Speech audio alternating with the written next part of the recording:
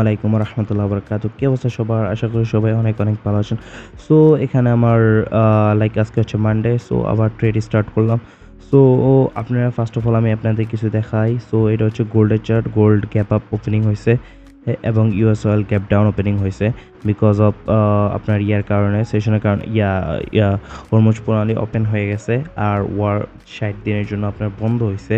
So ceasefire হয়েছে technically. So এটার জন্য মার্কেট বুম করতেছে। দেখেন গোল্ড গ্যাপ আপ হয়েছে এবং অয়েল গ্যাপ ডাউন হয়েছে। অ্যাজ ইউজুয়ালি আপনারা তো জানেন ওয়ার বন্ধ হলে অয়েলের দাম অবশ্যই কমবে, গোল্ডের দাম অবশ্যই বাড়বে। সো এখানে ইউএসডিটি সেম অবস্থা এবং জিপিওয়াইতে সেম। সো আমি এই টেকনিক্যালি যে ফান্ডামেন্টাল যে স্ট্রং যে এটা আছে যে বুলিশ হবে, সো ওই হিসাবে আমি এখান থেকে ট্রেড নিয়েছিলাম। আপনারা জানেন এমনি নিউ ইয়র্ক সেশনে অনেক ভালো ভালো মুভ আগে আসতো, এখন আর আসে না। যখন ওয়ার শুরু হয়েছে তখন ধরে এশিয়ান সেশনে সব বড় বড় মুভ আসে। তখন আমি কি করলাম, আমি এখান থেকে ট্রেড করলাম। দেখেন এখানে 2-3টা স্পাইক দেওয়ার ট্রাই করছে। আমি হচ্ছে এখান থেকে এন্ট্রিটা পাবো। তো আমি কনফার্মেশনের জন্য অপেক্ষা করতেছিলাম।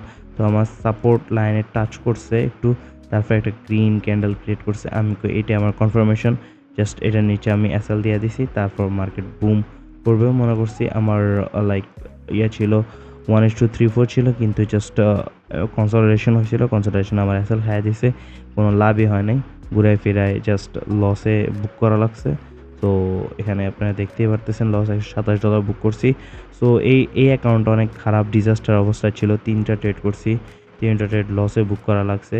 এই অবস্থা। ইয়ার আগের ট্রেডগুলো ভালো ছিল। সো এটা হচ্ছে আর মনে হয় $40 মতো রিমেইনিং আছে। সো বেশিরভাগ এটা উড়ে যেতে পারে, জানি না। আর বাকি 2টা এখন অ্যাকাউন্ট আছে, এখন ওগুলো টাচ করিনি। দেখা যাক ওগুলো কতটুকু পর্যায়ে যাইতে পারি। কিন্তু আমি আশাবাদী যে প্রফিট বের করতে পারবো।